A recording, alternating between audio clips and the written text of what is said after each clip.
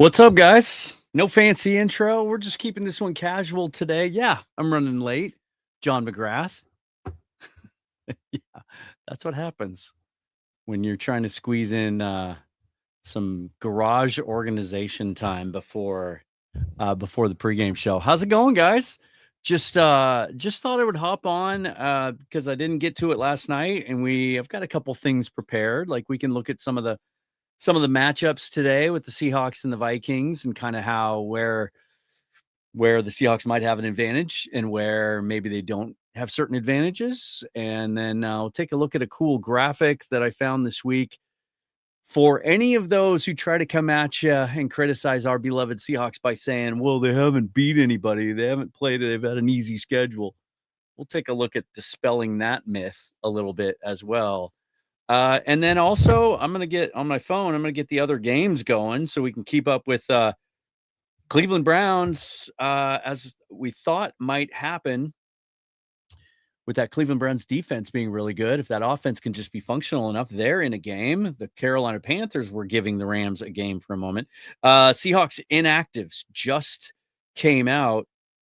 Really good news when it comes to the safety position. Not only is Quandre Diggs active for the game today with just 3 practices under his belt, but remember, coming from a very similar defensive scheme with Denard Wilson, who coached under Mike McDonald in Baltimore, of course, calling the shots in Tennessee.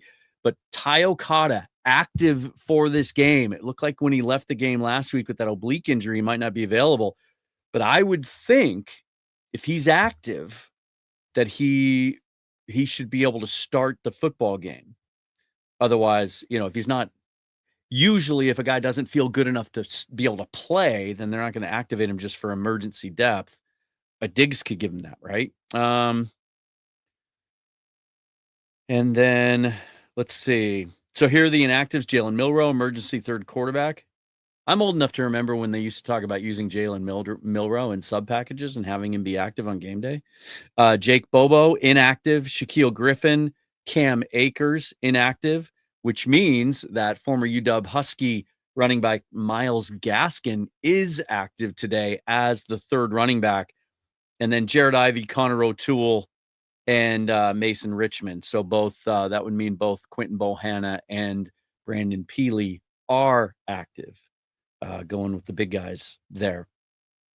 I'm really intrigued by Ivy and O'Toole. I think I think they like those guys. I think they feel like they might be part of the future rotation at edge, and Ivy can play inside and out. I just think they haven't needed to use them, but they're clearly, by protecting them on the 53-man roster, they like them enough to do that, right? By the way, let me do this real quick.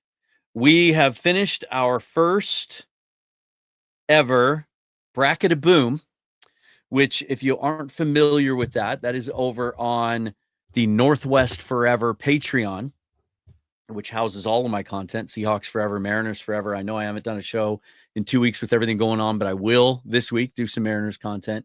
Written word, the Substack, you get all of that over there under one roof. But also you get access to, you get to basically play producer for the show. And what we did, November being the first one, is we hold an open tournament where we take ideas for video topics to me to do dedicate an entire show on.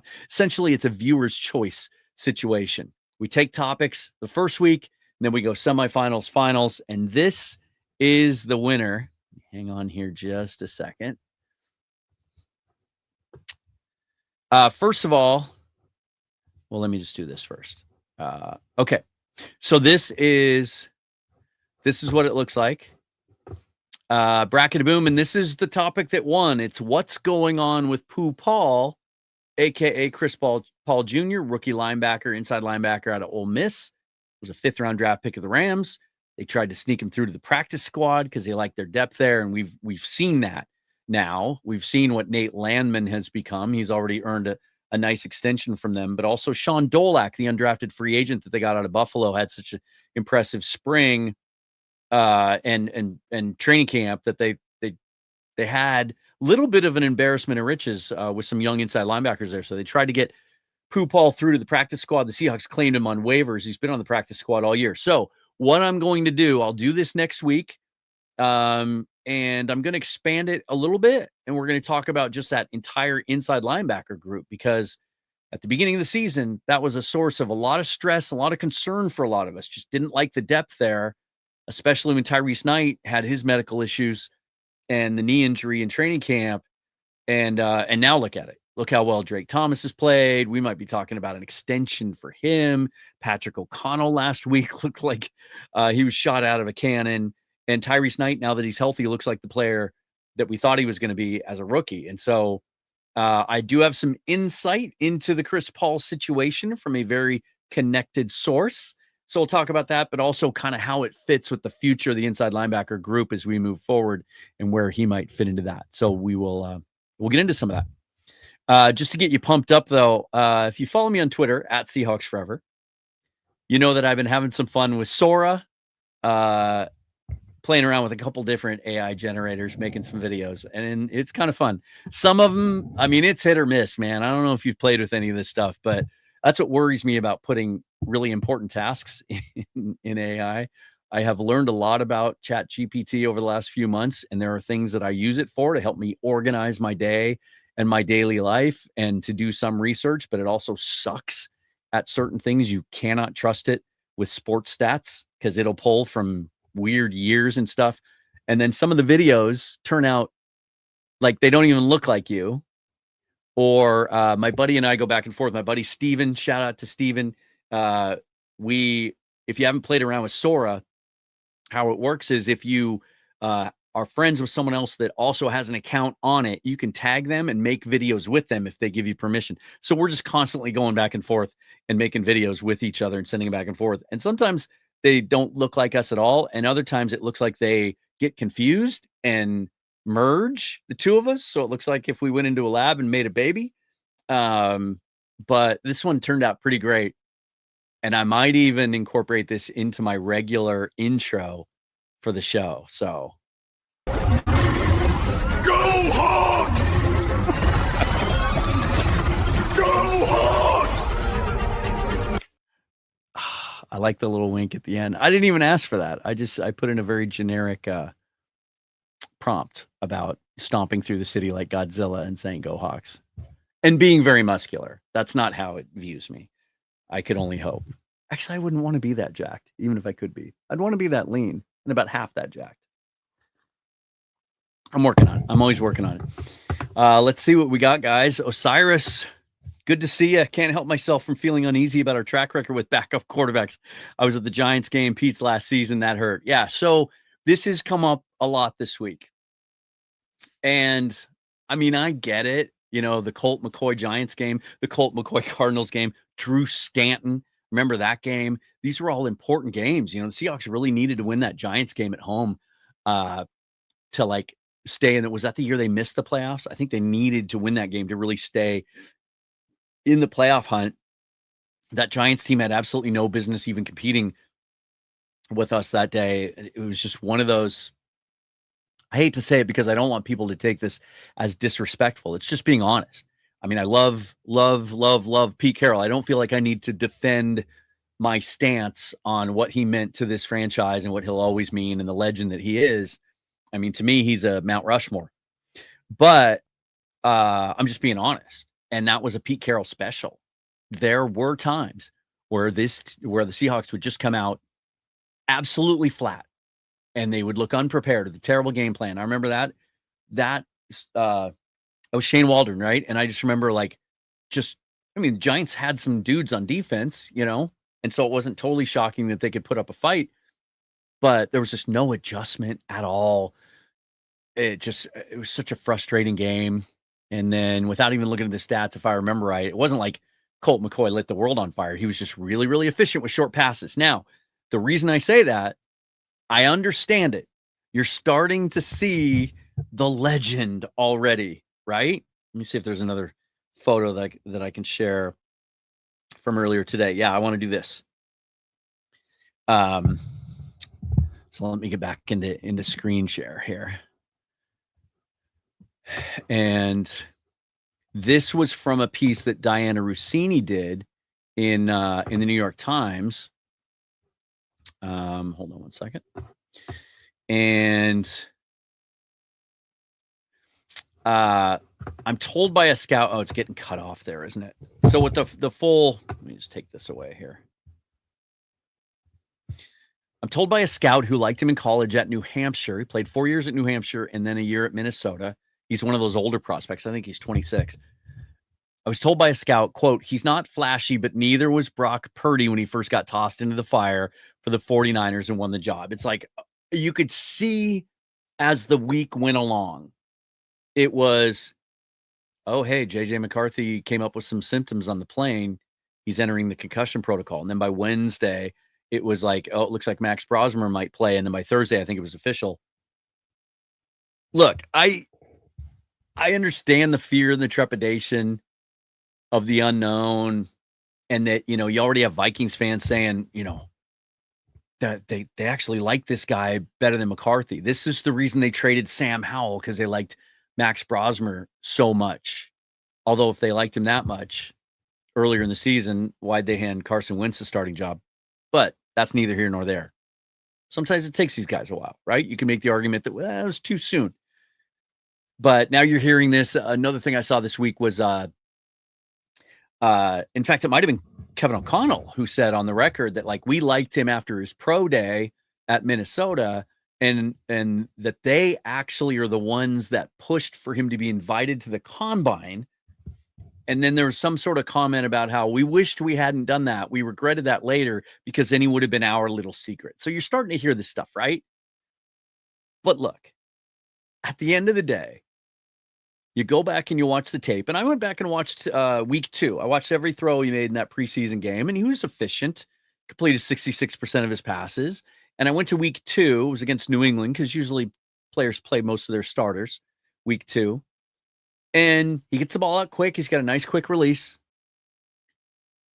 It was all short passes.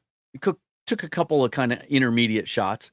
He doesn't have a cannon of an arm, but it's good enough. I think Brock Purdy's kind of an interesting comp for him.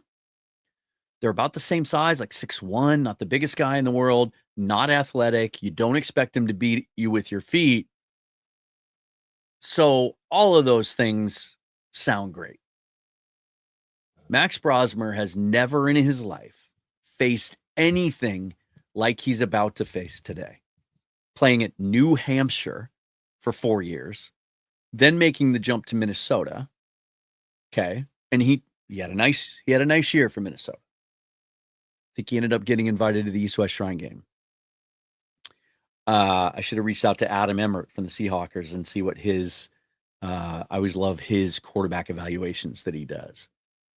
But even what you heard from the Shrine game is it was Cam Miller was the guy that stood out from North Dakota State. Kyle McCord was getting a lot of attention. Shadur, of course, even though he didn't practice or play. The bottom line is he's never faced anything like this before, even remotely. And don't tell me, well, he has to face the Vikings defense every day in practice, because until this week, he wasn't facing them at full speed, right? He was running scout team and doing some of that stuff. So does that mean he can't come out and play a good game and the Vikings could beat the Seahawks as 11.5 point underdogs? I think that's what it was this morning. No, of course not. He can. I don't expect it. This defense, with what they're capable of doing, playing at such a high level as they are, Ernest Jones is back, no injury designation, roaming the middle of the field. Drake Thomas playing at a high level like he is. Ty Okada being able to play today. They still have DeAnthony Bell, Reek Woolen, Josh Jobe, Devin Witherspoon, what they're doing, Nick Emenwari, and then the sim pressures that aren't sim pressures, according to Mike McDonald this week, but just not knowing where pressure is going to come from. And then it's just the pressure itself. That offensive line for the Vikings has been beat up all year, and then they finally get their starting 5 back for the beginning of last week for the first time all year, and then Darrisaw and Donovan Jackson go out. Donovan Jackson is out today. Let's see what Darrisaw's status is.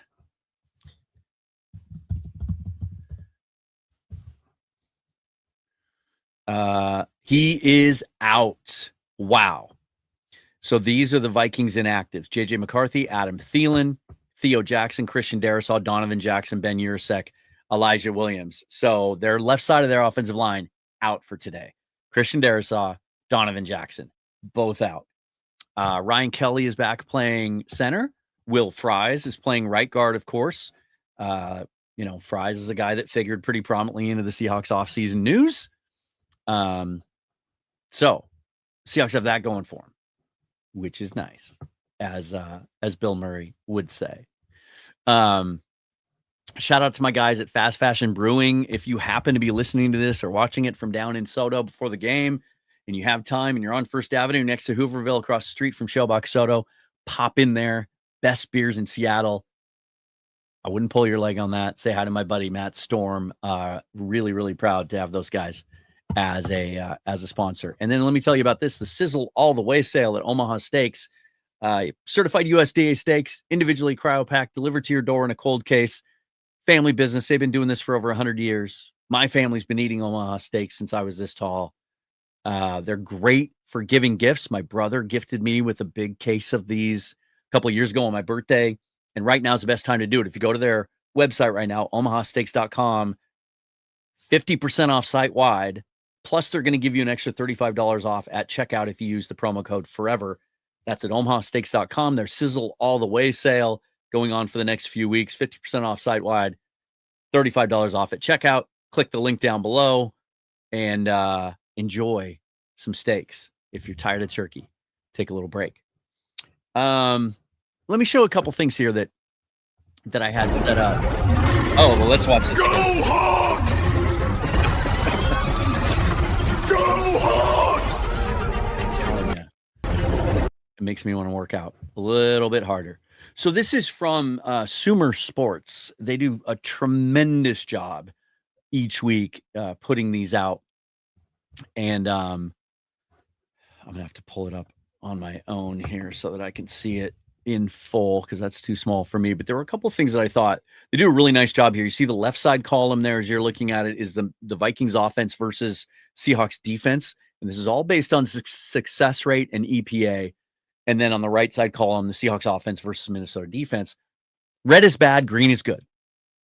So it makes it really easy to just kind of go down, and you see that like there are some opportunities here where Seahawks have a huge advantage. So if you go with that left column, very, very first category, just generally the Minnesota offense versus Seattle defense. Minnesota's offense at EPA per play, 28th in the league. They're even worse in the passing game. They're 30th in EPA per dropback. The Seahawks are 5th in the league defensively at EPA per play. And then you look at a couple of it. Look at the offensive identity, right? The Minnesota offense, when they use motion, has been completely ineffective. 32nd in the league. The Seahawks defense is 6th in the league against teams that use motion. Here's one. The Minnesota offense is 30th in the league when facing cover one high, basically, center field safety at EPA. The Seahawks defense playing that coverage, 7th best in the league.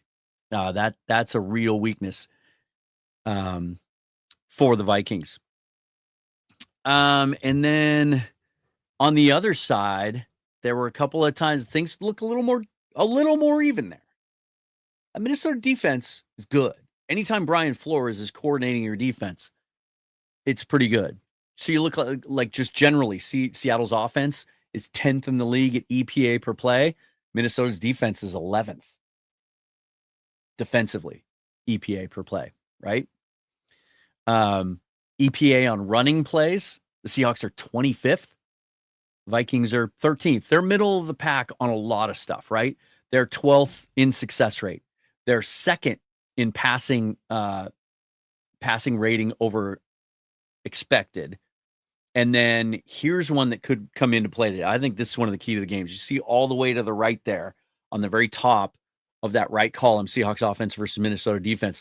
Seahawks have been making it with explosive plays, right? It's one of the things that hurt them in the Rams game. They didn't really get to enough of those. The turnovers obviously played a huge role, but they also didn't hit the explosive plays. The Rams did a nice job limiting those. Seahawks are 11th in the league with an 11.6% explosive play rate. But the Vikings are pretty good at limiting them. They're 12th in the league, allowing them on just 9.4% of snaps. So look for that. Is Sam Darnold going to be able to get to JSN down the field? Are we going to see Rashid Shaheed get some shots today and maybe their timing match up just a little bit more, right? Here's another one where against a lot of teams, it's an advantage for the Seahawks to be in 12 personnel. We know how much Clint Kubiak likes to play 12 personnel. You see there in the second column down, they're third in the league in effectiveness running at EPA, running 12 personnel. The Vikings are sixth in the league against 12 personnel. That's a strength of theirs under Brian Flores this year. And there's a few other, the Seahawks, when facing one high, are fifth in the league offensively. They like facing that kind of coverage. The Vikings are eighth in their effectiveness running one high. So if you haven't checked out Sumer Sports, I would definitely encourage it. Let's get back to some of your questions because that's fun. Where are we at, you guys? Thanks for being here, by the way. Let's see. Yeah, John says McDonald ain't Pete. We haven't seen a clunker from a Mike McDonald team yet. I mean, take out, games early last year, Buffalo. I would even count maybe the last one that sort of qualifies as that, as the, was it Thursday night or a Sunday night game? The Green Bay home game where the Packers just came out and ran the football down our throats. The first two drives, got a 17-point lead right off the bat, and the game was basically over. But I wouldn't call that a clunker in the sense that they just came out flat and disinterested and with a bad plan. They just got hit in the mouth and they just got beat. And that defense just wasn't quite where it is today. We haven't seen that yet from him. And so I think that speaks to his ability to motivate and keep these guys focused and just how well organized their practices are. I think this team practices really, really well. Whereas I think especially those last couple of years, Pete would always say they did, but on Sundays, sometimes we just wouldn't see it. I think this team is also a little ticked off that they didn't put that team away last week, that Titans team. Osiris, are we not taking the 49ers seriously enough? They're right on our heels and trending better the last two games. That reminds me, I was going to put these games on and get my red zone loaded up. I haven't been taking the 49ers lightly. I think even with all their injuries on defense, Robert Saleh is a mastermind, and he will figure out a way to get the most out of what he has on hand. And as long as Christian McCaffrey's healthy, like that offense has a chance. Like it's remarkable the year he's having. Maybe it's not the explosive, dynamic year that we're used to having from him. It's more of an Alvin Kamara type of year where he's got 80 catches already, something like that's ridiculous. Just how efficient he is on just getting touches and what he's been doing with them. How come my red zone's not working? Because I want to be able to follow these games and kind of follow along. I'll work on that in the background. As John says, until we beat him with the Rams, they'll always be a threat. I highly doubt that Mike McDonald isn't taking our two toughest rivals seriously. Lou says, go Browns. I will say this. Shadur looks like a more competent quarterback. Gives him a better chance to win than Dylan Gabriel. I just never was a believer in Dylan Gabriel. I'm on record as saying that all the way back to the Super Bowl, the Senior Bowl. He just is so limited physically in what he can do that everything around him has to be perfect. Shadur's got some bad habits. Saw him take a sack today where he did the same thing he did at Colorado. That was such a bad habit where he just continues to bail deeper and deeper in the pocket when he's in trouble instead of learning how to manipulate side to side or step up in the pocket. So he ended up taking a sack. It was like a 20-yard sack because he was so deep. God, I cannot get, well, I'm just going to restart my phone. Cannot get my red zone to fire up on my phone. Osiris, thank you so much for the super chat. How do we get more Patreon and YouTube channel members to join us on Discord for the game today? Thank you for reminding me, sir. So a couple of things. First of all, in a general sense, if you don't belong, either as a paid YouTube member. If you sign up for Pro Bowl or higher, then you get access to Hawks Film Lab and to the Discord. But if you are a Patreon member, then you get access to that as well. And just a little shout out for the Patreon side of things. You can either get there by, let me change this QR code and make it so that will take you to Patreon. So now that barcode above my shoulder will do it. Or you can go to nwforever.com. It's for northwestforever.com. Or you can just go to Patreon and look for Seahawks Forever or Northwest Forever with Dan Viens. And what you'll get there, again, you get all of my videos, except they're direct uploaded. So you may have some live ad reads like the Omaha Steaks one I just did, but you won't have the YouTube inserted ads. So you get uninterrupted videos there. You get all my audio episodes. You get all my Mariners Forever content. You get my Substack, and you get the Discord. And today during the game, I'm not going to be tweeting. I'm going to try not to tweet anymore during games because there's just so much negativity there. I want to stay away from it. But I'm going to be in Discord with you guys that are there. So if you're already a member, go check out the Discord. And if you have any trouble finding it, just, what should I do, Osiris? I could tweet it out. You can DM me and I can send it to you. I have a special link for YouTube members, so you can get in on it free, and it'll get you an invite there without paying extra. So reach out to me directly through Twitter, DM me, or you can email me. My email is down in the description as well. Which, by the way, Osiris, I need to talk to you about that. I can't get my email through Northwest Forever working, so I'm still on my old Gmail. But that's down below as well. If you want to reach out to me that way, I can get you. I can get you that link that way as well. Yeah, John McGrath. So this has changed in the last week, right? You and I have talked about this quite a bit on the show, and I had gotten to a point where it was taking so long that I was in favor of just not playing him this year, letting that contract toll, having him under contract for 4 more years. But I've come around on this. If they can get him practicing now, and if they think he can contribute on a rotational basis, like, he gives them something a little bit different. He's sort of similar to Mike Morris in a way that he can play. He's listed as a defensive tackle, so he can play on all fours on the interior, but he can also play big end. He can play standing up. But I think he's got a little bit more juice to him, a little bit more twitchy athletic ability than Mike Morris does. And he's got an incredible, incredible motor. But he's also an older prospect. He's one of those guys that stayed in school and took some of those extra COVID years. I think he's 26 years old. So let's see what we have in him, right? If you can get him for 3-4 games and he can help you by playing 10, 15 snaps a game and give you something, then you know what you have in him next year. And if he looks like he's going to be the player that you thought he was going to be, and there were those that thought if it wasn't for the ACL injury, he's a day 2 player. He would have been a 3rd round pick at worst. I saw him getting into the back end of a lot of top 100 lists closer to the draft. I think Dane Brugler had him at the back end of his top 100. Or maybe he said without the ACL, he's a top 100 player. And then he might have been a 2nd round pick, to be honest. Where'd Ty Robinson go? They're similar type of players, although, again, I think Mills is a little bit twitchier than Robinson. Similar height and length, similar kind of overaged prospects. I think he went in the 3rd round, didn't he? So, yeah, Carolina keeping it close. All right, let's see if I can get into my red zone now so I can do a little play-by-play. We can kind of follow along with those a little bit. I want to show you something else here. Let's go back to the share screen.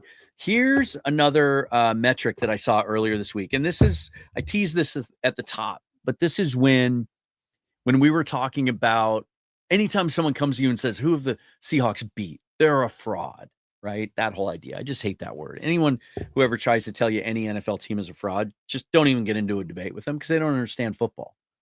They don't understand that you aren't who you are until week 18. Right? Remember that Steelers team that beat us for the Super Bowl 40? Of course you do. Do you remember how they got in the playoffs? So they finished 9-7 that year. They had to win their last 5 games in a row. Check my math. I'm pretty sure this is right, just based on, this is straight from memory. They had to win their last 5 games in a row to get in at 9-7. And then because they were the last seed, they had to play every single game in the playoffs on the road. But they gelled. They came together. They became the team They reached their ceiling as a team. It just took them a while to do it. That's all that matters. So you try to say someone's a fraud in week 3 or 4, you're just trolling. But this is just like it says on the top, 2025 NFL performance against teams with a winning record and point differential against teams with a current winning record. Okay. So you can see Seahawks are 3-3 against teams with a current winning record, but their point differential of those 6 games is plus 21. Obviously, you see the Rams, far and away the best team in that category. And I don't think you can argue right now with the fact that the Rams are the best team in the NFL. Now, regardless of what's happening at the moment, but at least entering into this week, in every way, shape, or form, every metric, defensively, offensively, DVOA, EPA, success rate, and now you see it here, they have hands down the best record. 6-2 against teams with a winning record with a 75-point plus differential. The next best team is the Packers. They're 3-1 with a 28-point differential. So then after that, the Eagles are 4-2. The Patriots are 2-1. The Bears are 2-1. The Seahawks are 3-3. Okay, so they've had more losses than the top 5 teams, but they have the best point differential at plus 21. So you can also look at this graphic and say, okay, well, they're 3-3 against teams with a winning record. Those are our only 3 losses by a combined 9 points that our 3 losses have been by. So don't tell me the Seahawks haven't beat anybody. Now, you want to try and make the argument that they can't beat winning teams. That's where I'm going to show you the point differential, right? Something's up with the NFL app. I just cannot get into it. So I'm going to go YouTube TV so that I can at least watch. Let's see. Holy smokes. Okay. So 49ers are leading the Browns right now 17-8, but that's not the most important thing. We've got Rams in Carolina. Turn this down. I don't want a copyright ding. And it's with 13:35 to play. It's 24-21 Panthers. The Rams taking the ball deep in their own territory. It's raining. Weather looks shitty. Go Panthers. How huge would it be when we just started looking at the Rams schedule and thinking, man, they're probably going to run they have a chance to run the table. And so the Seahawks, if they want to win this division, might have to run the table. That would include, obviously, a win over the Rams. We thought that Lions game 4 days before we play them, week 16 on Thursday night, was going to be tough, but the Lions just look like a mess. They've lost 3 in a row now. Dan Campbell seems like he's screwed up everything good they had going on offense. They've got some key injuries. They thought they were going to get Frank Ragnow back this week, and that was going to give him a boost. And then turns out he had a grade 3 hamstring strain, which I'm told means that it's basically ruptured or torn off the bone, like might need surgery. It'll be interesting to see, by the way, with Ragnow, if he kind of got the bug and thought he might want to get back and play just 3 months after he retired. He's still just 29 years old. He gets healthy, and that's kind of injury that as you get older can linger. So maybe it's not something he can overcome or wants to. But it'd be interesting to see if Ragnow hits the free agent market. He's got a year left on his deal. So the Lions could just say, well, if you want to play, you play for us. But they also would then be on the hook for that cap hit too. So let's go Carolina. I agree, Danny. Prime says, hope Turkey Day rocked. It did. Greetings from the 509. Miller Lite Tall Boys are in the fridge. Ninkasi Imperial IPA as well. And if you dabble, smoke a homegrown toink with me. I don't have any beer in the house. How did I screw that up? Although I'm in Washington for a little while, so I can get DoorDashed. Can I? Yeah, I can get beer delivered. This is just coffee. Well, I won't say it's not just coffee. It's got eggnog in it. I used eggnog as creamer and actually is quite delicious. I'm usually a black coffee guy, but every once in a while I feel a little foofy.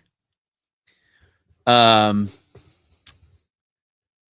was the prompt on that? So all I said on that guy was,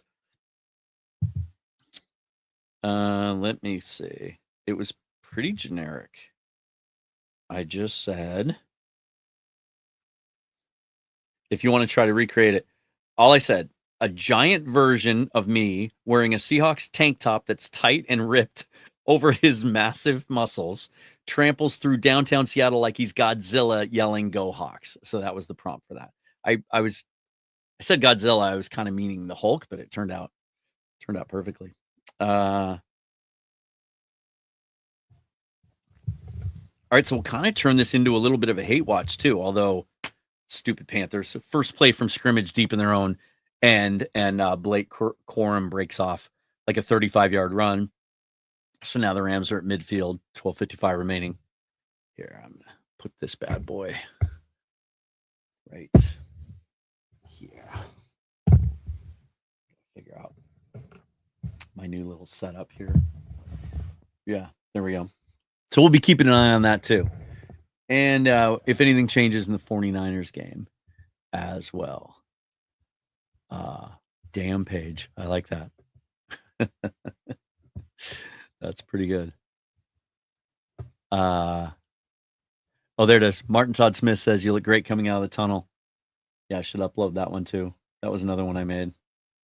God dang it. All of a sudden now the Rams just slicing through the Panthers defense. Another big run by Kyron Williams to get into Panthers territory. I know Stafford's been picked off at least twice today, including a pick six. Got the Panthers going on the board. So we'll have to, it'll be interesting to see. This is probably a game I'll want to go back and watch the condensed replay of, just to get a feel for like how the Rams attacked that or how the Panthers attacked them. Let me see. I wanted to do this too, because that was a pretty cool one too. Nope. Where I go running out of the tunnel, say "Go Hawks." It's addicting. Really, really addicting. Okay, here we go. Download. Okay.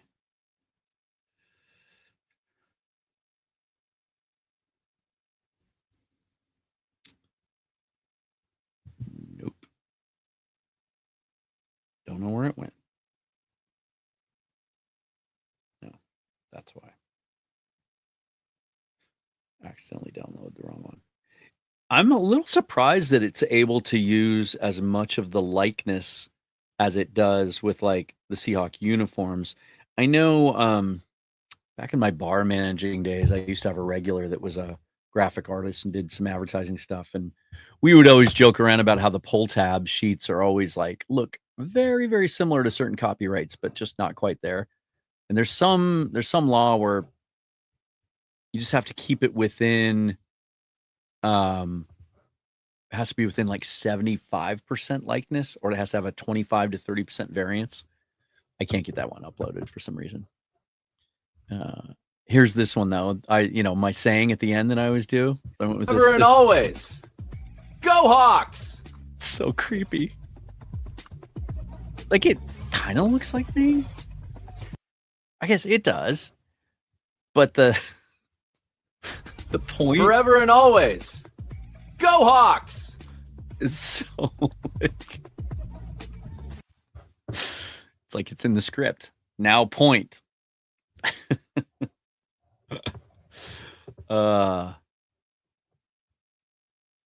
Yeah, I mean, Lou, a perfect day would be a Hawks win, 49ers and Lambs loss, and a victory for the Cards. Yeah. Okay, a lot of people are partaking today, it looks like. I'll admit something to you guys. You guys want a little insight for being here on the pregame show? This is just like, yeah. So when I was in Mobile for the week of the Senior Bowl, I was on one of Bryce's shows. I think he was doing Hawk Zone Rundown at the time. And I'd finished all my stuff for the day. And then he's like, hey, you want to hop on with me? And so I did. And then right before I took a gummy, thinking that it'll take at least an hour for it to kick in. It kicked in after like a half an hour. And it was so sudden. There was a moment where I was trying to answer a question from him and I just blanked. And there was probably like a 20-second pause trying to figure out what to say next. So not a good idea to partake before trying to do content, because you never know. Yeah, Charles says a lot of experienced quarterbacks have a hard time with McDonald's exotic front, so I expect to see this new QB struggle. Yeah. I mean, you're hearing all the right things about him, how smart he is, how cerebral he is, right? He can make his progressions and all of that. It's cool till you see it full speed on a beautiful day. Can you ask for better weather than this on November freaking 30th? It is so sunny. I thought about going to the game, but didn't get to anyone in time. Hold on one second.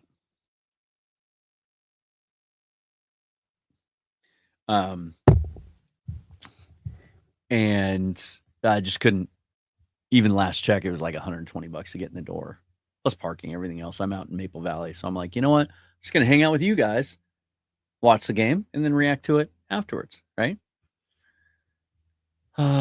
Let's see. Yeah, I do.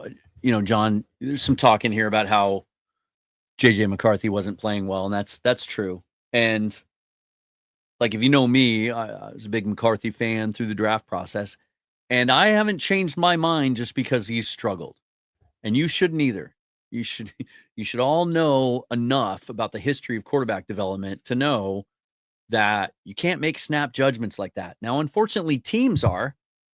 I mean, I read a story this morning about, are the Panthers prepared to move on from Bryce Young? I'm like, are you kidding me? You only have 2 years invested in him, and he's actually showing signs of being a good quarterback. Like, you're just going to reset the clock every 3 years? I still think JJ McCarthy has a tremendous amount of upside, but it would have been easier to play him because he was struggling so bad, and not just with his just processing and everything else, just adapting to the pro game.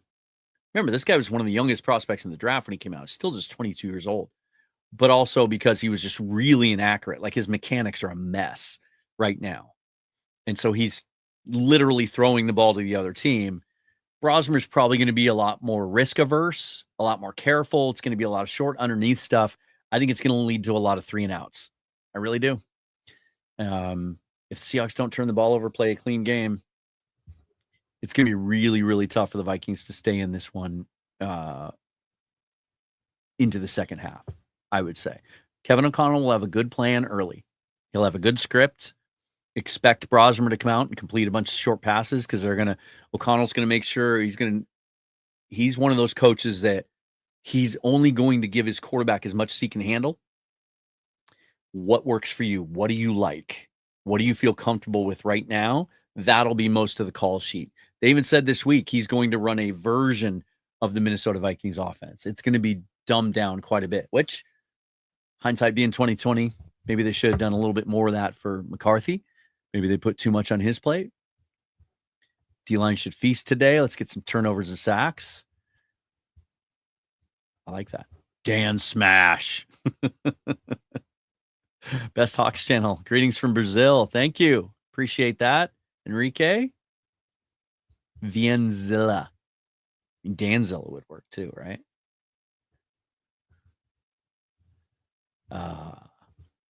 Yep, Flores is legitimate, says Prime 7999. Just not getting the turnovers like last year's defense, and the offense isn't playing complimentary football. Indeed. Wondering if I'd rather be flying an X-Wing, says, I'm wondering if Flores gets another shot at a head coaching job. He's got the talent, but does the backstory drama spook some of the owners? Have all of his lawsuits been settled? Or are they still ongoing? Because I've always gotten the feel, I know we got a favorable ruling earlier this year that the lawsuits could continue, but I don't know if they were settled or not. If those are still open and ongoing, then I think that's a really tough sell for an owner to take that on when You just don't want that drama, right? But he should get another shot at being a head coach someday. Interestingly enough, most of the hot head coaching candidates talked about this with Bryce on the show on Friday in regards to Clint Kubiak. If you haven't checked that episode yet, do. But that most of the hot young coaching candidates this year are defensive guys. Like it's Chris Shula from the Rams. It's Robert Saleh from the 49ers. It's Jeff Hafley from the Packers. There's a bunch of young defensive coordinators that are the kid from the Jaguars that are getting a bunch of buzz. Flores was on that list. And then Kubiak, Joe Brady, and Mike McCarthy were really the only three offensive guys. Marcus Freeman was on there from Notre Dame, but he's a college guy, so I don't really put him in that same category. But also, just if you need a reminder of why you shouldn't rush to judgment that McCarthy can't play, that he's a bust, he's never going to make it, look at Sam Darnold, right? Look at Daniel Jones. Look at Geno Smith. Geno's story is different because he waited so long. It was it 8 years? He was a backup before he got a shot again. Whereas Darnold and Jones got opportunities pretty quickly.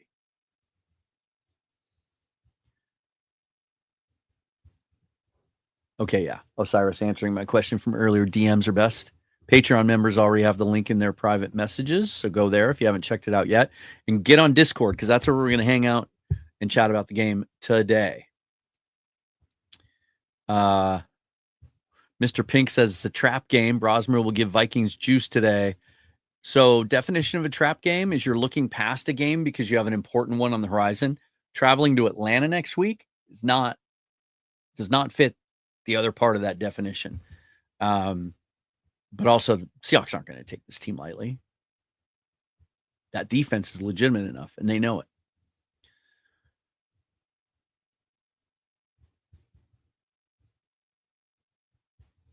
Let's see here. Yeah, where did my... Gosh darn it. Forgot about my... There we go. Gotta catch up to live.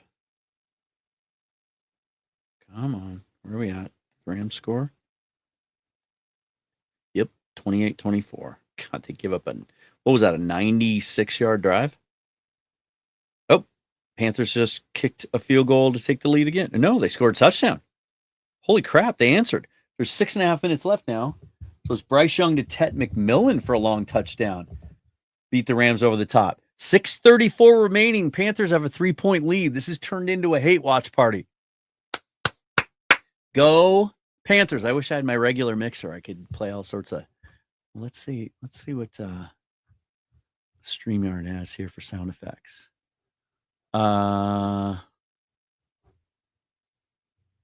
Why would it not have applause? You would think that would be like one of... Here's fast heartbeat. No, that doesn't do it for me. Drum roll. That's about as good as it gets. This would be the reaction if the Rams score again. So we might go to that one. Let me do this, if you guys will allow me. If you haven't checked out the Sleeper app yet, you absolutely should. Now's the best time. You can get in before the late slate of games. There's a lot of things you can do on the Sleeper app. There's a reason it's the #1 app out there. You can play fantasy sports. You can play daily fantasy sports. And it's not just the NFL. It's all sports. It has the best real-time play-by-play tracking where with each actual play, you can react to it with emojis, or you can chat with the rest of the community for any given game. They call it Sleeper Zone. Get it? Kind of like Red Zone. But if you do want to get into the games of skill, they're going to give you $20 just for signing up without a deposit. But if you do want to make a deposit, they're going to match that first one up to $100, 100%. You just have to use the promo code Forever. So go to the Sleeper app, check it out today. They're going to give you that $20 to get started. In addition to that, so it doesn't come out of the $100, they'll match your first deposit up to $100, 100% if you use the promo code Forever. And let me just do this, and then I'll be right back with you guys. Hold on one second. And now I can't find it. Here it is. I'll be right back, you guys. Used to be one of those people that could fall asleep anywhere, anytime. It was awesome. But over the last few years, that's changed. If it's outside noise or neighbors in my building, midnight zoomy cat Olympics, or just the effects of age, it's gotten tougher. For years now, I've had to run a fan for white noise, and I've tried melatonin and sleep aids, but I wake up feeling groggy, and that's no way to start the day. But then I was introduced to the Manta Sound Sleep Mask. And this thing, guys, I'm telling you, this is a game changer. It gives me true 100% blackout and has ultra thin Bluetooth 5.2 speakers built right into the mask. So I can fall asleep to the sound of music, something I've done since I was a kid. And I'm telling you, the sound quality of these speakers honestly blew me away. I was not expecting them to be as good as they are. And now I don't have to deal with earbuds falling out while I toss and turn. Plus, it's got a 20-hour battery life and can be used without the speakers. You simply remove that outer layer held on by Velcro. So if falling asleep at night or just taking a much-needed nap has gotten tougher for you too, check out the Manta Sound Sleep Mask at mantasleep.com. And if you use my promo code FOREVER, they're going to give you 10% off your purchase. So just go to the description of this video, click the link, use the promo code, and enjoy the best sleep you've ever. All right, you guys, all the ads are taken care of. So yeah, 6:29 remaining in the game. The Panthers lead 31-28. They just showed an overhead replay of that. It was like a 48-yard touchdown pass from Bryce Young to Ted McMillan. And it was interesting to see after what the Rams did to the Seahawks, mostly playing too high, right? Or even disguising it, making it look like one high and then backing out into two high. They were one high all the way and then man-to-man across the board in front of that. And they just got McMillan, looks like matched up on a safety, and there was no safety protection because he had rolled over to the other side. Man, if they had played a coverage like that against Sam Darnold, we might have had a shot for some bigger plays, right? 6 minutes left in the game. It's 2nd and 4 now for the Rams. As Stafford comes up under center and fakes the handoff, rolls to his right, hits the tight end out of the backfield for a first down. Is that our old friend Colby Parkinson? See number 84? I think it is. Or is that Terrence Ferguson? I think it might be Colby. Trying to figure out the best place to put my phone. Yeah, kudos to the Panthers for hanging in this game. It already feels like the Rams have found something here again in the second half, and they're moving the football pretty easily. So as you look at the kind of the game script, Carolina has all three of their timeouts left. The Rams nearing midfield. Stafford back to pass. Throws it short to Cooper Kupp, and it's incomplete, so it'll be 2nd and 10. If they should score on this drive, you're kind of getting in this situation now where you're watching the clock. If they hold them to a field goal, great. Then obviously the game's tied. But if they should give up a touchdown, let's just make sure that there's enough time on the clock to answer, right? Don't want the Rams running their 6-minute offense, essentially, and going down the field to ice this thing. Sounds like Cleveland is squandering a good opportunity to pull off the upset. Yeah, we got a lot of support here. Let's go Panthers. Prime 7999 says Panthers helping immeasurably while the Browns do the worm doggy scoot. Stafford to Devontae Adams for the first down. Stafford 17 out of 26, 232 yards, 2 touchdowns, 2 interceptions today. 1st and 10 at the 39 of Carolina. 4:56 left to go. Stafford under center. Nakua in motion. Stafford back to pass. Throws it deep down the right sideline. Looking for... it was overthrown. Incomplete, so it'll be 2nd and 10. Just kind of airmailed that one. Haven't seen that too much from Stafford this year.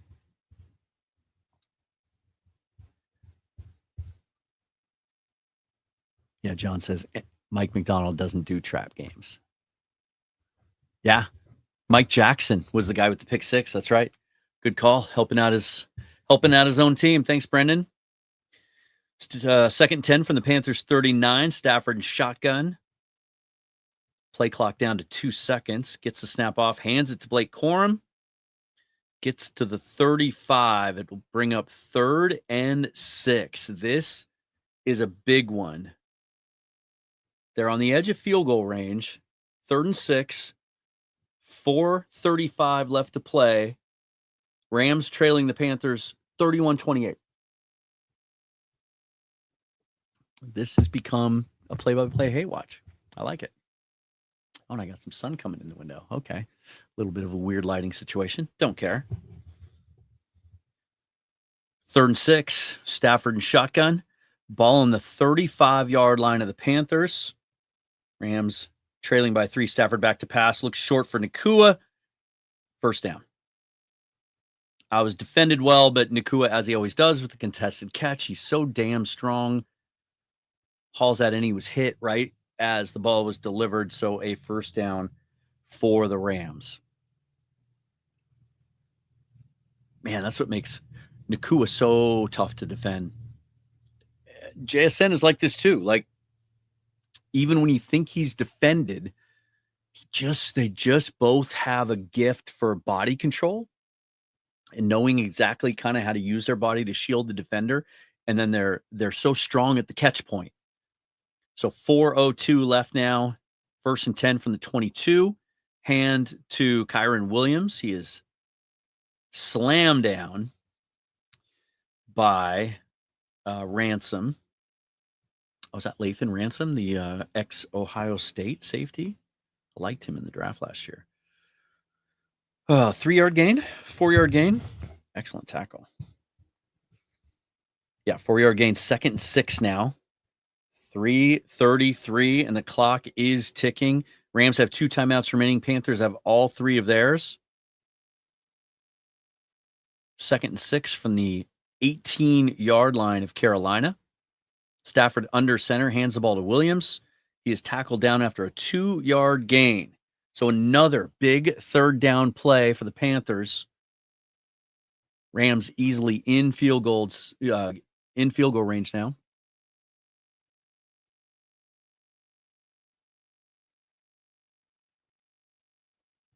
Going with that 3 tight end formation again on that play.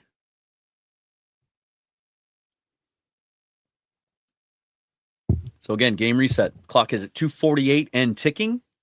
3rd and 5 from the Panthers' 16-yard line.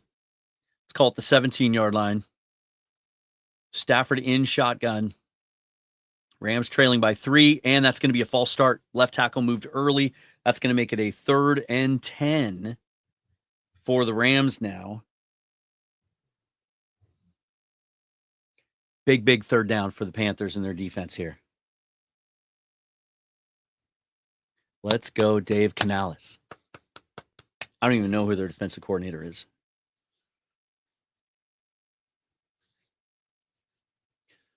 All right, so the clock is stopped. 2:32 remaining. Panthers leading the Rams 38-28. Rams facing a 3rd and 10 from the Panthers' 22-yard line. Stafford in shotgun. He's got 3 wide receivers split out to the right, 1 to the left. Stafford pressured, and he fumbles the football. Carolina recovers it, running it back to the 50. The Panthers force a fumble from Matt Stafford. He gets pressured in the pocket. Ball gets knocked out. Stafford's mad. They just showed him. He's very mad. He snapped his chin strap off. Panthers take over control of the football with about 2 minutes and 15 seconds left. 2 minutes and 25 seconds left, leading by 3 with the ball at the 50-yard line. Dave Canales trying to do a solid for his old organization. Pete's not there anymore. He's trying to do John Schneider a solid. Wow, you guys. And look, you like that this game's in the early window. Because if there was any chance, maybe the Seahawks were going to take this Vikings team lightly, knowing that they could go out today if the Panthers hang on here, right? And tie the Rams again in the win column. Let's go. Let's go. Let's wait. Hold on. Here we go. Go Hawks! Go Hawks! Oh, I love it. What do you guys think? You think I should tack that on to the end of my regular intro? It just kind of fades into that and then comes out. John says, "Suck it, Stafford." But John, he was so mad. He was very, very disappointed. Yeah, Niners up 23-8. You can't count the Niners out. I mean, for a while there, I thought, well, maybe that Week 18 game wasn't going to be meaningful just because at some point, like, it was almost laughable how many injuries on a weekly basis, like, the Niners were incurring. Every week they'd lose another key defensive player. But Saleh's legit. And they've got some decent depth there, apparently. And as long as that offense is humming, I don't care if it's Brock Purdy or Mac Jones, like, they're gonna operate that offense pretty efficiently. And as long as, like I said, as long as Christian McCaffrey's healthy, like, that team is capable of beating any team on any day. And I think you can say that about all three of the teams from the NFC West. There is no question. Somebody was trying to tell me the NFC North was the best team in the league. It's ridiculous. All right, here's the replay. I want to see where this looked like interior pressure. No, they did a little stunt, very similar to what the Seahawks do. This becoming in vogue, where one guy, it's his job to just kind of essentially block one of the other offensive linemen to clear the way for the guy that's looping from behind. Oh, it's too bad he couldn't have gotten free and run that all the way back. All right. Come on, Bryce Young and Rico Dowdle and Chuba Hubbard. See if we can run this football and ice this game away, right? 2:25 left. So the Rams have both timeouts and the 2-minute warning. So they can manage this clock and get the ball back with a chance to score. Hand off to Dowdle. Gets 3, maybe 4. Is that Dowdle? Is he number 5?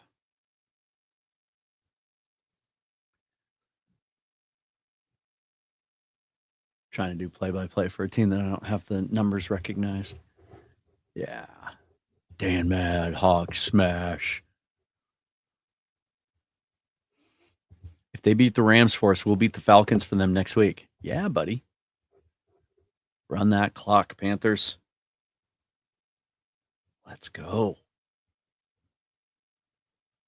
So I might have an opportunity to go see that Week 17 game in Carolina. Charlotte's only about 4 hours. I'll be back in West Virginia then. Depending on weather, if it's a clear drive, I think we're going to end up going to that game. Could turn out to be a tougher game than we thought. Like, that's the funny thing about, and they run it up the middle again. Gain of about 2, so it's going to be 3rd and 4. Are they getting a little too conservative here? Come on, Panthers. Now you're going to be faced with a 3rd and 4, 3rd and 5. But with the prospect of maybe having to give the ball up again, they're not in field goal range. I don't love being that conservative because you also have the 2-minute warning. But the Rams just used their last timeout. So if they do stop them here, it's 3rd and 5. If the Rams stop them here, they're going to get at least the 2-minute warning as kind of a reset, but they won't have any timeouts to operate with. God, this is a huge 3rd down. If they get this 1st down, the Rams don't have any timeouts left. You can basically burn the clock all the way down, right? Gotta look for McMillan here, right? Your big target. Come on, Bryce Young. First down. Oh, right over the middle. Who was that?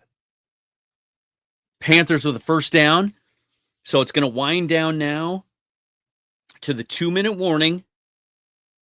So let's see. First down. If you take a knee, 45 seconds runs off the clock, right?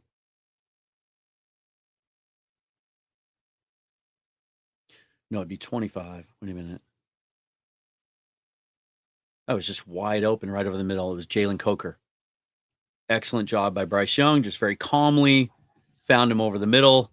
Guys, this is huge. So you can burn.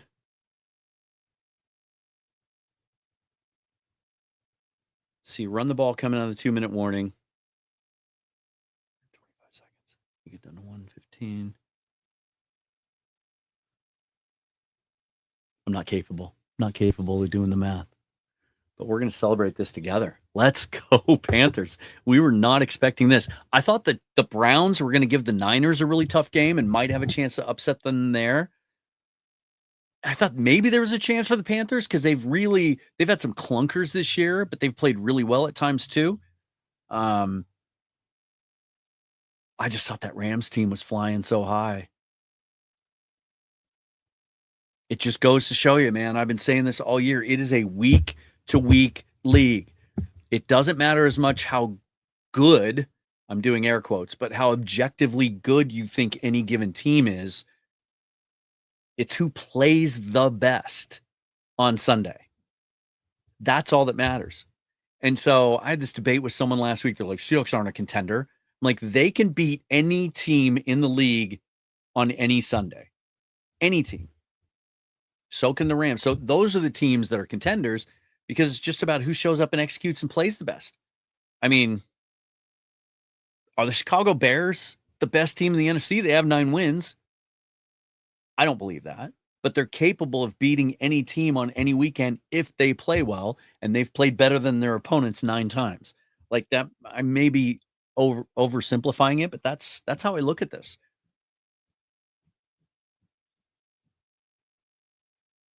Come on, let's get out of commercials. Let's finish this game off, shall we?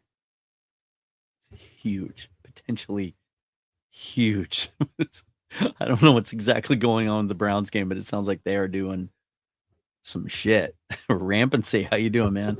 LFG Panthers. Yeah, or this one's better. FKDDFGL. I like it. Lou says LFG Panthers. Prime says atta kitties.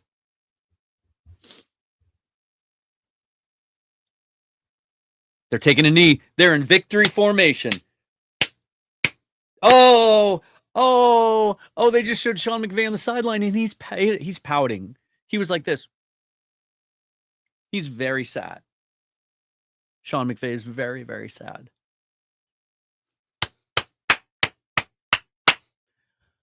Was not expecting that today, you guys. The Panthers upset the LA Rams.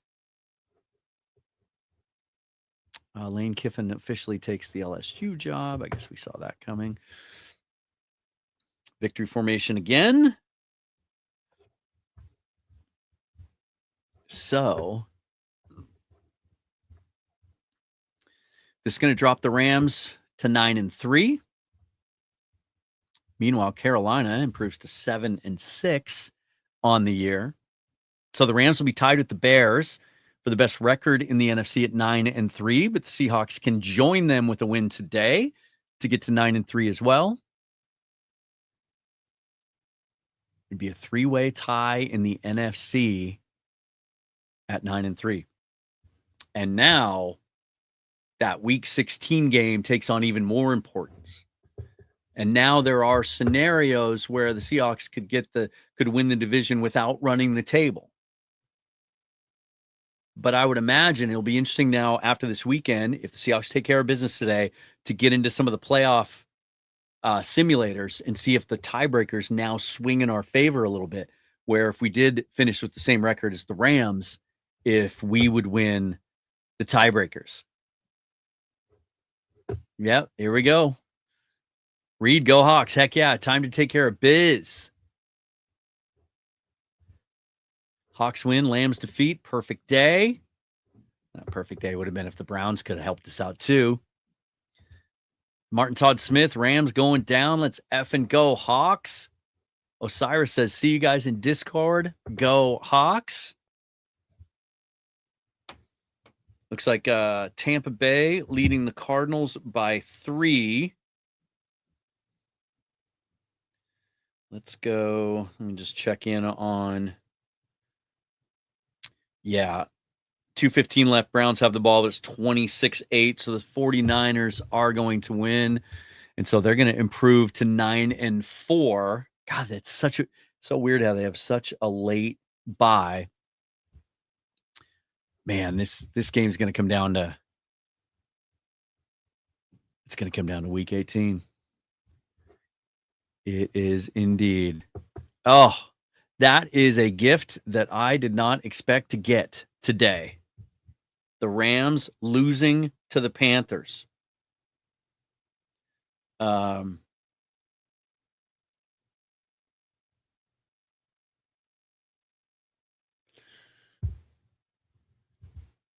Yeah, that's huge, you guys.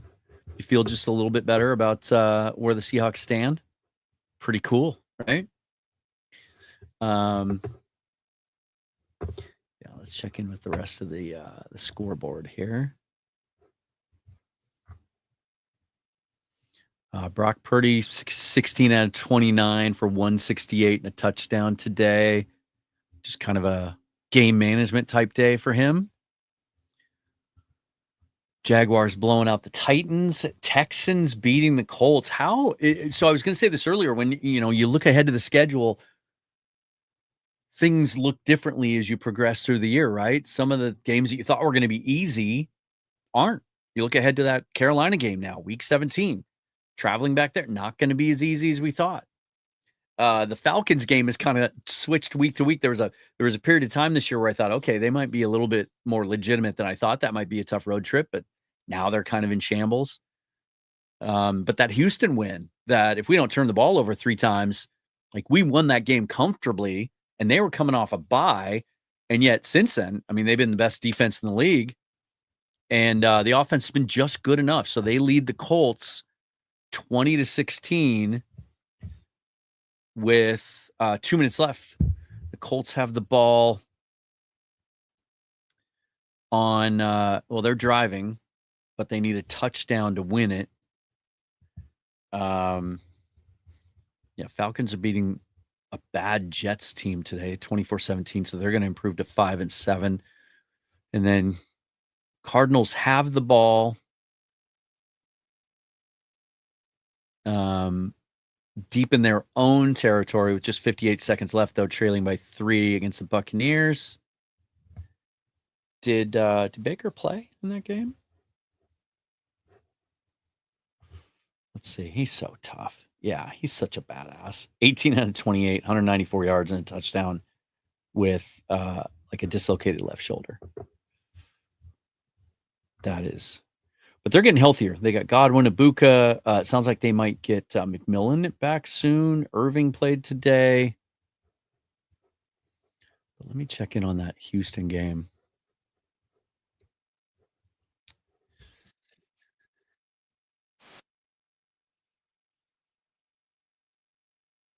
Okay, yeah. I don't want your ads, ESPN. I don't want that.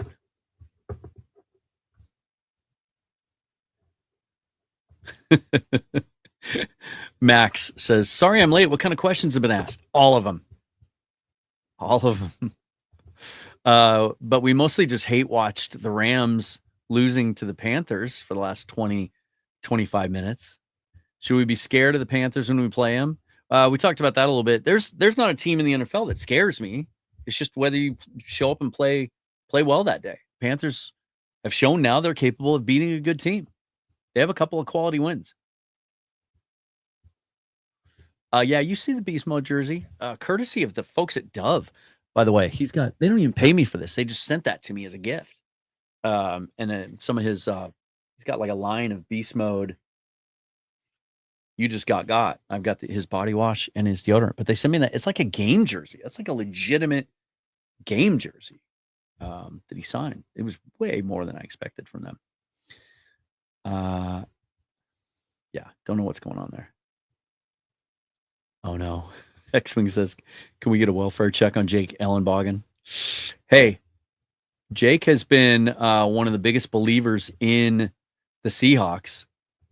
He had them going undefeated the rest of the way. He had the Rams and Seahawks both finishing at 14-3, which now, if the Seahawks were to run the table, then the Rams would win every game except ours, that they'd be 13-4.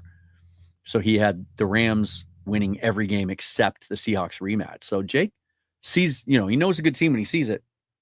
Yeah, this is weird. They said he looked fine this week or whatever, but you saw the highlights.